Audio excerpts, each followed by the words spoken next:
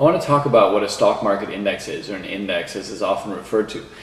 So I'm talking about, for example, the S&P 500 or the Dow Jones Industrial Average. Now, what do these numbers actually represent? Because they're often on TV and they're focused on the newspapers, up 1%, up 50 points, up 100 points. Well, basically, instead of looking at the price of one company by its share price, and looking at the market value of one company's equity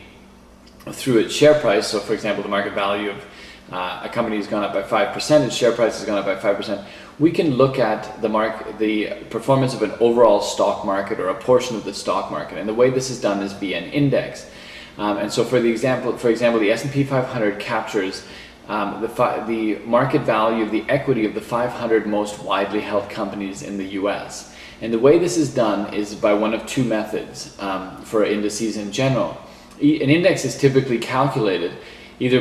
on the basis of market capitalization or on the basis of price. And what that means is, in the first instance, for a market capitalization index, which is the more common one,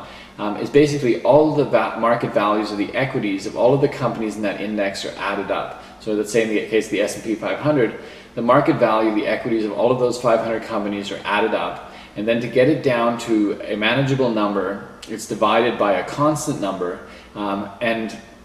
at every point in time, using computers, all those market values of the equity as they change, of the companies in that index, as they change, are then again divided by that constant number to get it down to a manageable number, because these market values of equity would be in the billions, clearly. To get it down to a manageable number, it's divided by a constant, and that then is monitored, so we can see how, in aggregate, the market value of these companies in this index is going up or down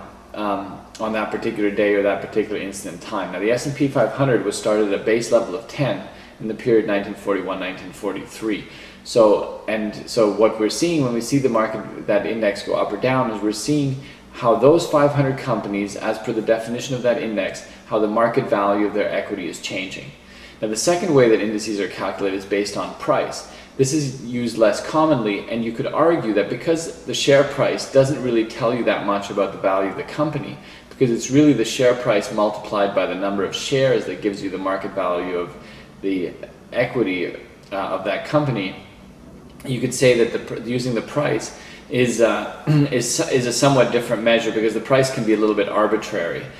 in that a company could have a share price of $50, but then they could decide to double the number of shares they have in existence, so all of a sudden the share price is $25, but the company actually has not become any more or less valuable, because it's really the value of the overall equity that defines the value of that company. So, but in the case of a price-weighted index, such as the case in the Dow Jones Industrial Average, the prices of all of the stocks, in this case 30, are added up and then divided again by a constant to get it down to an easy to follow number, and then we're basically monitoring the price movements in aggregate of the companies in that index. So those are what stock market indices are. They're ways of following groups of stocks using a certain methodology, either market capitalization or price, instead of following individual stocks at points in time.